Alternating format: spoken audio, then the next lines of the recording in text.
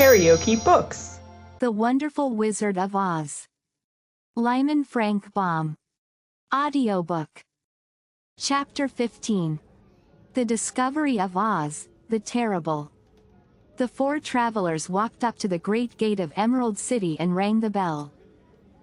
After ringing several times, it was opened by the same guardian of the gates they had met before.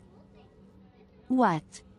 Are you back again?" he asked, in surprise. "Do you not see us?" answered the Scarecrow.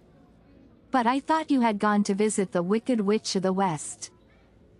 "We did visit her," said the Scarecrow. "And she let you go again?" asked the man, in wonder.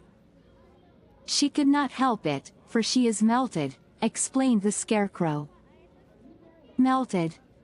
Well, that is good news, indeed," said the man. "Who melted her?"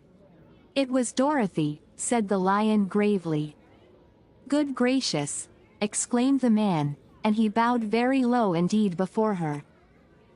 Then he led them into his little room and locked the spectacles from the great box on all their eyes, just as he had done before.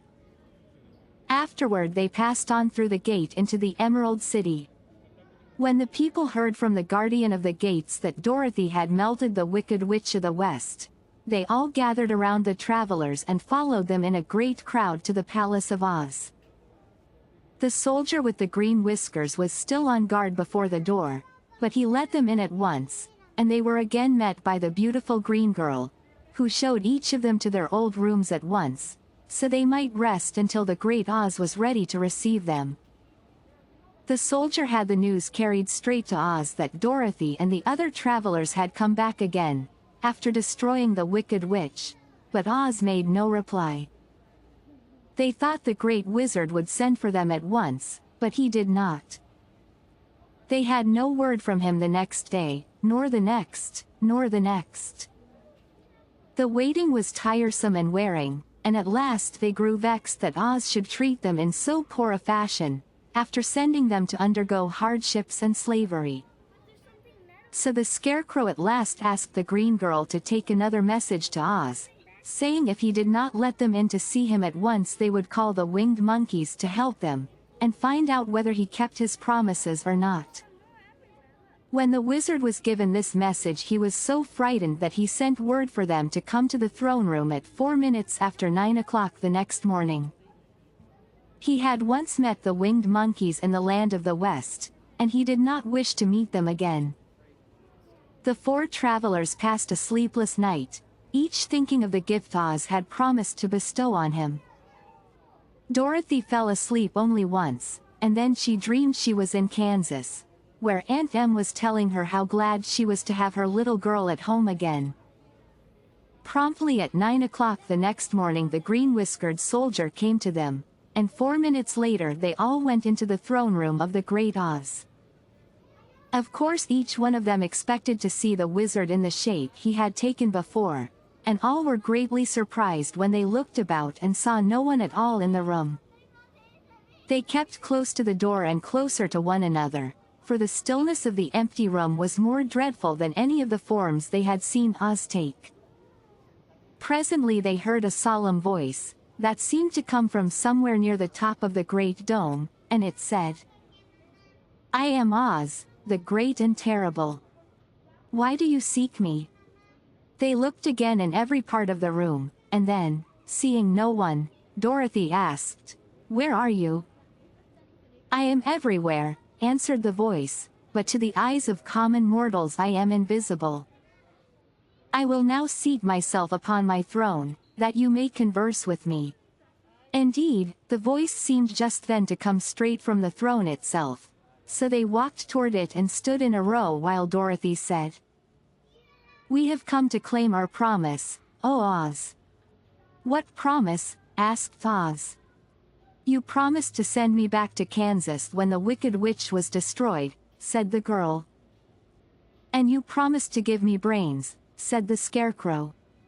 "And you promised to give me a heart," said the Tin Woodman.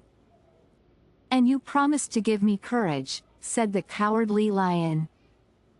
"Is the Wicked Witch really destroyed?" asked the voice. and Dorothy thought it trembled a little. Yes, she answered, I melted her with a bucket of water.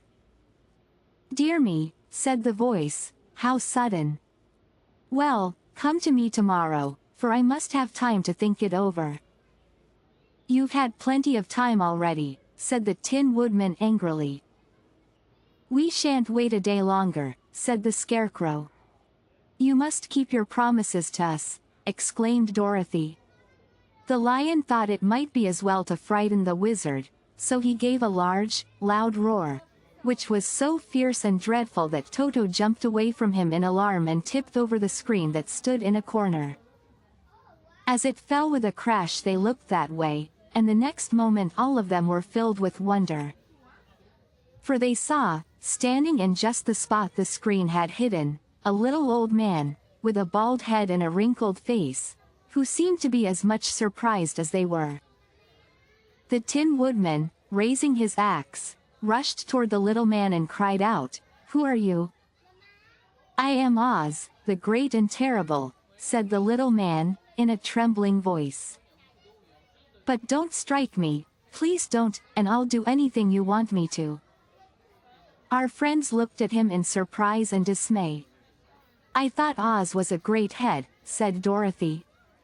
And I thought Oz was a lovely lady, said the Scarecrow. And I thought Oz was a terrible beast, said the Tin Woodman. And I thought Oz was a ball of fire, exclaimed the Lion. No, you are all wrong, said the little man meekly. I have been making believe. Making believe, cried Dorothy. Are you not a great wizard? Hush, my dear, he said.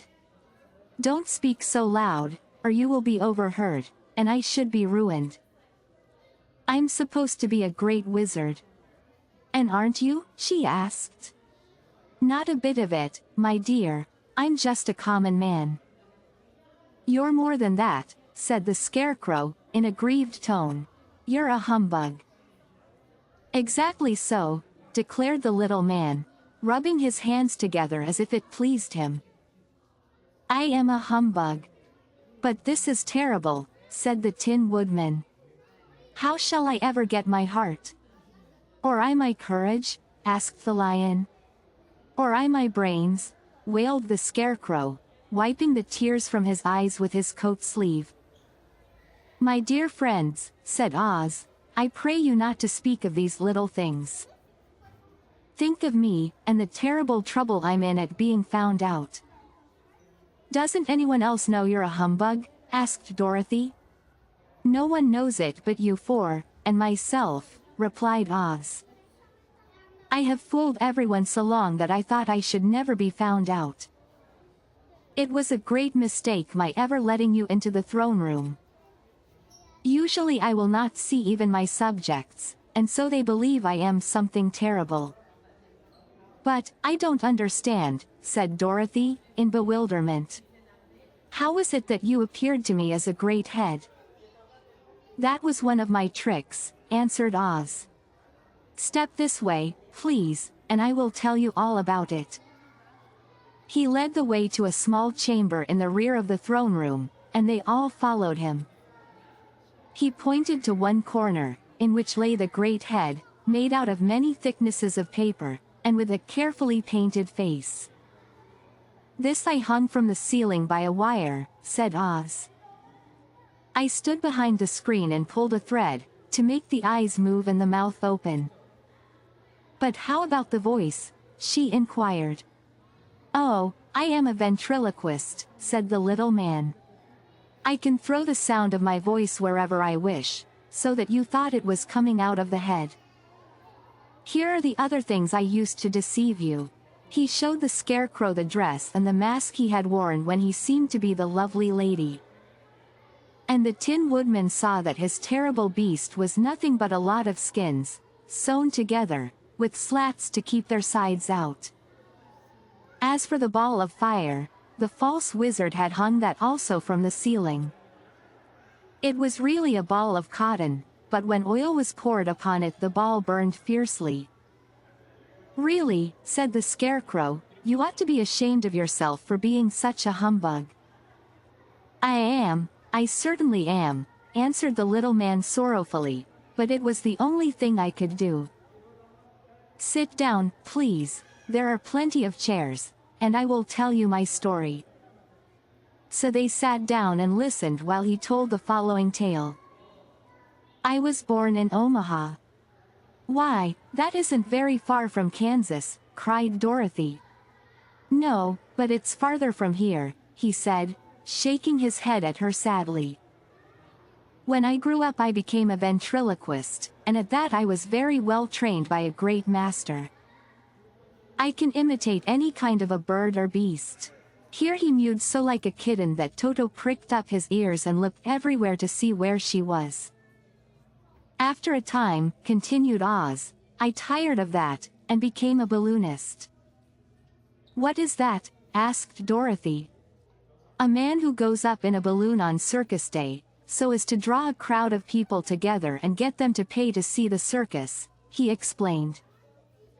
"Oh," she said, "I know. Well, one day I went up in a balloon and the ropes got twisted, so that I couldn't come down again. It went way up above the clouds, so far that a current of air struck it and carried it many, many miles away. For a day and a night I traveled through the air, and on the morning of the second day I awoke and found the balloon floating over a strange and beautiful country. It came down gradually, and I was not hurt a bit. But I found myself in the midst of a strange people, who, seeing me come from the clouds, thought I was a great wizard. Of course I let them think so, because they were afraid of me, and promised to do anything I wished them to. Just to amuse myself, and keep the good people busy, I ordered them to build this city, and my palace, and they did it all willingly and well. Then I thought, as the country was so green and beautiful, I would call it the Emerald City, and to make the name fit better I put green spectacles on all the people, so that everything they saw was green." "But isn't everything here green?" asked Dorothy. "No more than in any other city," replied Oz. "But when you wear green spectacles, why of course everything you see looks green to you." "The Emerald City was built a great many years ago, for I was a young man when the balloon brought me here, and I am a very old man now. But my people have worn green glasses on their eyes so long that most of them think it really is an Emerald City, and it certainly is a beautiful place, abounding in jewels and precious metals, and every good thing that is needed to make one happy. I have been good to the people, and they like me, but ever since this palace was built, I have shut myself up and would not see any of them. One of my greatest fears was the witches, for while I had no magical powers at all I soon found out that the witches were really able to do wonderful things. There were 4 of them in this country, and they ruled the people who live in the north and south and east and west. Fortunately, the witches of the north and south were good, and I knew they would do me no harm, but the witches of the east and west were terribly wicked, and had they not thought I was more powerful than they themselves, they would surely have destroyed me. As it was, I lived in deadly fear of them for many years, so you can imagine how pleased I was when I heard your house had fallen on the wicked witch of the east. When you came to me, I was willing to promise anything if you would only do away with the other witch. But, now that you have melted her, I am ashamed to say that I cannot keep my promises." "I think you are a very bad man," said Dorothy. "Oh, no, my dear, I'm really a very good man, but I'm a very bad wizard, I must admit." "Can't you give me brains?" asked the Scarecrow. "You don't need them. You are learning something every day. A baby has brains, but it doesn't know much. Experience is the only thing that brings knowledge, and the longer you are on Earth the more experience you are sure to get." "That may all be true," said the Scarecrow, "but I shall be very unhappy unless you give me brains." The false wizard looked at him carefully. "Well," he said with a sigh, "I'm not much a magician, as I said, But if you will come to me tomorrow morning, I will stuff your head with brains. I cannot tell you how to use them, however, you must find that out for yourself." "Oh, thank you, cried the Scarecrow. "I'll find a way to use them, never fear." "But how about my courage?" asked the Lion anxiously. "You have plenty of courage, I am sure," answered Oz. "All you need is confidence in yourself. There is no living thing that is not afraid when it faces danger. The true courage is in facing danger when you are afraid, and that kind of courage you have in plenty." "Perhaps I have, but I'm scared just the same," said the Lion. "I shall really be very unhappy unless you give me the sort of courage that makes one forget he is afraid." "Very well, I will give you that sort of courage tomorrow," replied Oz. "How about my heart?" asked the Tin Woodman. "Why, as for that," answered Oz, "I think you are wrong to want a heart. It makes most people unhappy. If you only knew it, you are in luck not to have a heart." "That must be a matter of opinion," said the Tin Woodman. "For my part, I will bear all the unhappiness without a murmur, if you will give me the heart." "Very well," answered Oz meekly. "Come to me tomorrow and you shall have a heart. I have played wizard for so many years that I may as well continue the part a little longer." "And now," said Dorothy, "how am I to get back to Kansas?" "We shall have to think about that," replied the little man. "Give me 2 or 3 days to consider the matter and I'll try to find a way to carry you over the desert. In the meantime you shall all be treated as my guests, and while you live in the palace my people will wait upon you and obey your slightest wish. There is only one thing I ask in return for my help, such as it is. You must keep my secret and tell no one I am a humbug." They agreed to say nothing of what they had learned, and went back to their rooms in high spirits. Even Dorothy had hoped that the great and terrible humbug, as she called him, would find a way to send her back to Kansas, and if he did she was willing to forgive him everything. If you liked what you heard, please subscribe to the channel.